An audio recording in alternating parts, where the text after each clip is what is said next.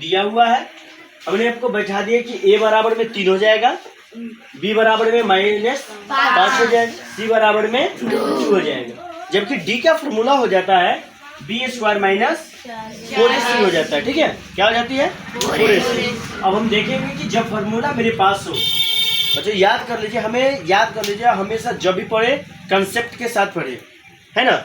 2 सवाल कम पढ़े कोई दिक्कत नहीं है, पर कंफर्म पढ़े। ठीक है, तो यहाँ पर देखिए कहता है b का स्क्वायर, तो b का मान कितना है -5 का स्क्वायर -4 गुने a का मान कर रहा है, a का मान 3 हो गया गुने c का मान कितना हो गया 2 हो गया। ठीक है, तो d बराबर यहाँ पर आ जाता है b का स्क्वायर था, यानी 5 का स्क्वायर कर दीजिए। 5 का स्क्वायर 5 से 2 पावर करेंगे, यानी 5 के गुना करेंगे तो 25 -4 या 12 दूना 24। इसलिए d का मान 25 में से 24 जाएगा तो 1 बच जाएगा। ठीक है, अब इस परिस्थिति के बाद जो है हमें मूल भी ज्ञात करनी है। क्या ज्ञात करनी है? मूल ज्ञात करनी है। तो मूल बराबर फॉर्मूला होता है बुआ, फिर से ध्यान देंगे मूल के निकालने के लिए।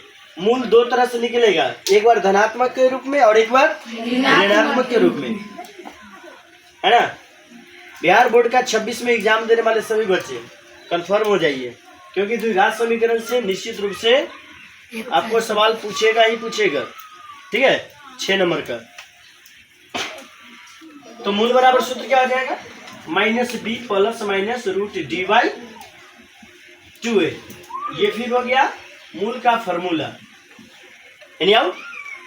ठीक है, अब देख लीजिए -b, तो b के मान क्या आप देखेंगे -5 है प्लस d का मान कितना निकला है 1 रुका, रूट अंडर में कर दीजिए 2 इंटू a का मान कितना है 3 है। ठीक है, चलिए एक बार इसको हम बोले हैं धनात्मक के रूप में बनाने के लिए और एक बार ऋणात्मक के रूप में।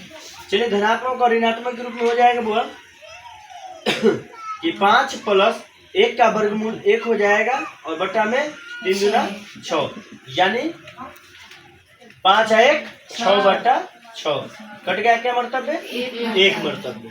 फर्स्ट संख्या आंसर आ गया। सेकंड में कह रहा है चूंकि -b + √d/2a। पुनः चलेंगे, एक बार हम प्लस में बनाए हैं, अब एक बार हम माइनस में बनाएंगे। ठीक है, यानी -5 + 1 बट्टा में 2 × 3, यानी कितना हो जाएगा -5 में से 1 जाएगा तो -4/3 दूना 6। ठीक है, अब दोनों एक ही संख्या से कटेगा, तो 2 दूना 4 3 दूना 6, यानी -2/3। Okay, any problem? Thank you, right.